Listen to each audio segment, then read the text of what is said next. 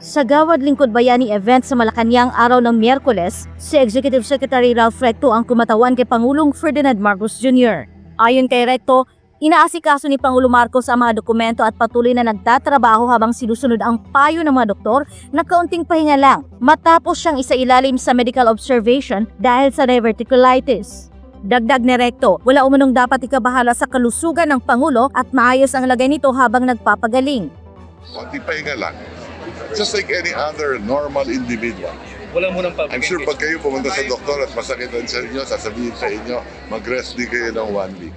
Sa hiwalay na pahayag, sinabi ni Presidential Communications Office Secretary Dave Gomez na patuloy ang paggaling ng Pangulo mula sa diverticulitis. Dagdag pa niya, maaari mo nang kumatawan sa Pangulo sa ilang engagement ang Executive Secretary at iba pang miyembro ng gabinete na nagsisilbing kanyang alter ego habang inuuna ng Pangulo ang ganap na paggaling.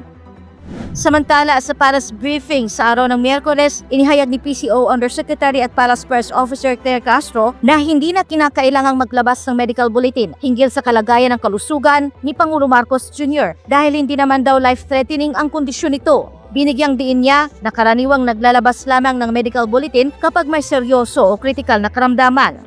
Sa ating pagkakaalam po, pagka naglabas ng medical bulletin, dapat si serious illness.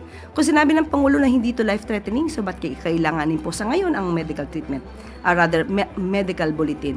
Samantalang kami naman po ay nagpo-provide sa inyo kung anong ang kalagayan ng kalusugan ng Pangulo. Tiniyak ng Malacanang na hindi life-threatening ang kalagayan ng kalusugan ni Marcos Jr. sa kabila ng mga kumakalat na ulat mula sa umano'y hindi pinangalan ng source tungkol sa kanyang kondisyon. Sabi ni Castro, tanging ang Pangulo o ang mismong doktor nito ang maaring magbigay ng opisyal na pahayag hinggil sa kalusugan ng punong ehekutibo. Hindi umano maaring magbigay ng opinyon ang pamahalaan batay sa mga impormasyong nagmumula sa hindi pinangalan ng source, kahit pa ito ay sinasabing doktor mula sa isang pribadong ospital. Kung doktor po yan ng St. Luke, siya po ba ang doktor ng Pangulo? Hindi po tayo maaaring magbigay ng anumang opinyon kung hindi naman manggagaling mismo sa doktor ng Pangulo at hindi manggagaling sa Pangulo. Tiniyak ng palasyo na patuloy nitong ipapaabot sa publiko ang mahalagang impormasyon kaugnay sa kalusugan ng Pangulo kung kinakailangan at hiniling ang pag-iwas sa pagpapakalat ng hindi beripikadong ulat na maaari magdulot ng kalituhan at pangamba sa publiko. Muli namang siniguro ni Castro na patuloy na bumubuti ang kalusugan ng Pangulo at patuloy pa rin itong nakikilahok sa mga pribadong pagpupulong at mahalagang usapin ng pamahalaan. Ma'am, regarding the issue on the House Justice Panel's plan to invite President Bongbong Marcos as a respondent to the hearings on the impeachment complaint, how does the palace view this? Do you see this as something consistent with the Constitution and the established impeachment precedents? Tignan po natin, tignan po na ang trabaho po muna ng House of Representatives kung patungkol po sa sufficiency in form and substance na nasabing mga complaints or rather impeachment complaints at hintayin lamang po natin kung magkakaroon at magbibigay po sila ng invitation sa ating Pangulo. So, if ever formally invited and if you see that it actually meets the standards, and formally invited, will the President personally respond or participate in any way? Depende po yan sa magiging legal team po ng Pangulo kapag kinakailangan na po. Okay, thank you, ma'am. Next question po, Katrina Domingo, ABS-CBN. Undersecretary, confirm lang po namin first if yung data na binigay nyo kahapon with regard to the unemployment and underemployment rate is the year-end data for 2025 or is it just for December 2025? Year on year. Year-on-year November, year-on-year December? November, sa akin pagkakaalam. So, ma'am, pag kinumpare po natin sa November 2024 at saka November 2025, which, ma'am, sorry check ko lang po yung data. Yung nilabas po kasi ng PSA, November 2025 is 4.4. Ang data nyo po na binigay kahapon is 4.7. Hindi po siya magkatugma ng November. So, is it December or average? Ang detalye po na yan, patungkol dyan, ay hindi po sa akin na ibigay. Yan lang pong inireport ko sa inyo kahapon, yan lang po ang ibinigay sa atin mula sa meeting sa EDC. Sige po. Ma'am, regardless kung year-on-year November or average year-on-year 2024 to 2025 yung comparison, tumaas pa rin po yung rate ng unemployment sa Pilipinas based dun sa data na binigay kahapon na na-raise doon sa economic meeting ng Pangulo sa Malacanang. To what do you attribute the worsening unemployment situation in the Philippines? Katulad nating mga nai-report noon, marami pa rin po naman ng mga kababayan natin ang nabibigyan ng trabaho dahil sa pagsusumikap na rin po ng DOLE at ng ibang ahensya ng pamahalaan. Ang mga resulta pong yan ay maa-attribute po natin kung may pagbabaman po sa employment rate. Ito po ang sinabi po at akin na pong babanggitin at babasahin. The increase in the unemployment and underemployment rates in 2025 was driven by a combination of weather-related disruptions, sector-specific employment losses, and a rise in labor force participation that temporarily outpaced the economy's capacity to generate sufficient employment.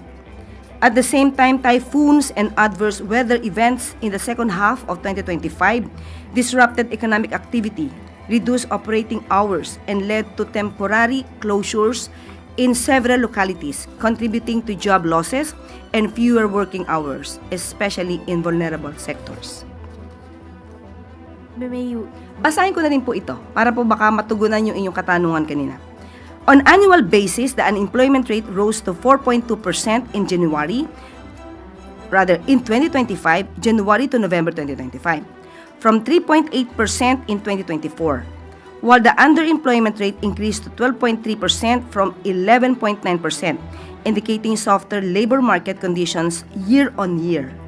The increase, or rather, yun po, yun ang naaayon sa kanilang napag-usapan.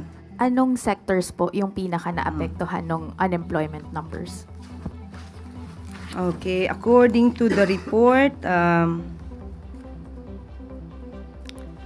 underemployment, while improving toward the latter part of 2025, remained a concern as a significant share of workers were absorbed in part-time, seasonal, or informal jobs, reflecting job quality issues and skills mismatches. The sectors hardest hit were largely those most exposed to demand fluctuations and mobility disruptions, like accommodation and food service activities, and wholesale and retail trade, and faced weaker demand conditions, supply chain disruptions, and climate-related shocks, and other activities like manufacturing and agriculture and fishing. Ma'am, last question from my end. What is the administration doing to address contractions in the construction sector, considering the flood control investigations in place, as well as reports of tourism woes in areas where there should be high tourism employment, but there seems to be some dwindling of some sorts because Filipinos are now traveling abroad, citing higher or more expensive costs when traveling within the Philippines? Ang gusto naman po ng Pangulo ay paangatin pa rin ang ekonomiya natin. Yun po ang target, katulad ng binanggit po natin kahapon. So lahat po na maaaring gawin ng ating mga ahensya para mas makapagbigay pa po ng trabaho sa ating mga kababayan, mapaigting ang turismo sa Pilipinas, yan po ang bilin ng ating Pangulo. Next question po, Christian Yusores, DZMM. Good morning, Yusek. The President skipped the event earlier this morning here in Malacanang, and Executive Secretary Ralph Recto mentioned na in-advise po ng doctors na magpahinga po muna si Pangulo for a week. Can you provide us po kung ano po yung specific improvements sa kalusugan ng Pangulo based on the notes of his medical team? Ngayon po, umaten po siya sa oath-taking po ni General Natatis Jr. Kaya masasabi po natin na gumaganda, umiigi, umaayos po ang kalusugan ng Pangulo. Matapos po siyang ma-diagnose ng doktor patungkol sa diverticulitis. Wala po ba siyang na-mention kung nakakaramdam po ulit siya ng mga pain or any pananakit sa katawan? Sa akin, personally po, wala po. One last lang, ma'am. May kumalat din po kasi na message yesterday to some reporters saying the President's acute diverticulitis has deteriorated severely due to drug use. Nagkaroon din umano ng cyst and showed clear sign of perforation, which could lead to a life-threatening complication if not addressed immediately. How true is this, ma'am? Anong source natin yan? May mga, sa Viber lang po, ma'am, may mga naka-receive po sa iba sa amin from a unknown number. Kung unknown number yan, di unknown din ang source niyan. So kung unknown ang source niyan, so malamang gumagawa ng kwento yan. So huwag natin masyadong paniwalaan ng mga kumakalat sa social media nang walang hindi verified at walang ibang source. Last na lang, ma'am. Can we expect the President po na umattend ng mga activities outside the palace this week or next week? Sa ngayon po, hindi po natin masasabi. At ang sabi nga po ni E.S. Ralph Recto ay pinapa-relax muna ang ating Pangulo. Pero sabi po natin, umattend po siya ng activity ngayon, nakakapagkaroon po siya ng private meetings. So umiigi po ang kalusugan ng Pangulo. Hi ma'am, follow up lang po sa health condition ni Pangulong Marcos. Yung kumalat po ay unknown source. Mayroon po akong source, doktor po ito sa St. Luke's. So siguro naman po ay credible ito. Although hindi ko siya pwedeng pangalanan for the obvious reason. Pero hindi po ba mas makabubuti kung magbigay na lamang po ng medical bulletin ang mga doktor ng presidente para malaman po ng taong bayan yung tunay niyang kalagayan, since nag-aalala po ang lahat para sa kanyang kondisyon dahil siya po yung ating ama ng bayan. Kung doktor po yun ng St. Luke, siya po ba ang doktor ng Pangulo? Hindi po tayo maaaring magbigay ng amang opinyon kung hindi naman manggagaling mismo sa doktor ng Pangulo at hindi manggagaling sa Pangulo. Sinabi po ng Pangulo, hindi po life-threatening, nakaramdam po siya ng konting sakit, at yan naman po ay tinutugunan ng kanyang mga doktor. At ngayon po ay nakikita natin sa iba-ibang activities katulad po ng oath-taking sa harapan po mismo ni General Nartates, makikita at naka-attend pa po siya ng EDC. Halos umabot po yata ito ng 2 oras. So, hindi po tayo makakatugon sa mga source na hindi nababanggit kung kanino galing. Yung medical bulletin from the doctors themselves po, hindi ba pwede mas makabubuti kung sila na mismo ang magbigay ng medical bulletin? Sa ating pagkakaalam po, pagka naglabas ng medical bulletin, dapat si serious illness. Kung sinabi ng Pangulo na hindi to life-threatening, so ba't kailanganin po sa ngayon ang medical treatment? Medical bulletin. Samantalang kami naman po ay nagpo-provide sa inyo kung anong ang kalagayan ng kalusugan ng Pangulo. Mas reliable po kasi pag doktor ang nagsalita, ma'am. Mas reliable po siguro mismo ang Pangulo nagsasabi kung ano po ang kanya nararamdaman. Pero hindi naman siya doktor, ma'am. So, Pero siya, katawan niya naman po yun. okay. Next question po. Maricel Halili, TV5. Good morning. Ma'am, follow-up. Yesterday, you mentioned po na back to normal na yung activities ni PBBM, but it seems that he's still choosing which activities to attend. Una po, paano po pinipili ng Pangulo yung event na dadaluhan niya, and paano natin pagtutugmain yung back to normal? Nung mga nakaraan po kasi, nakita niyo naman po, magpupunta siya sa Antique, tapos susunod sa Negros Occidental.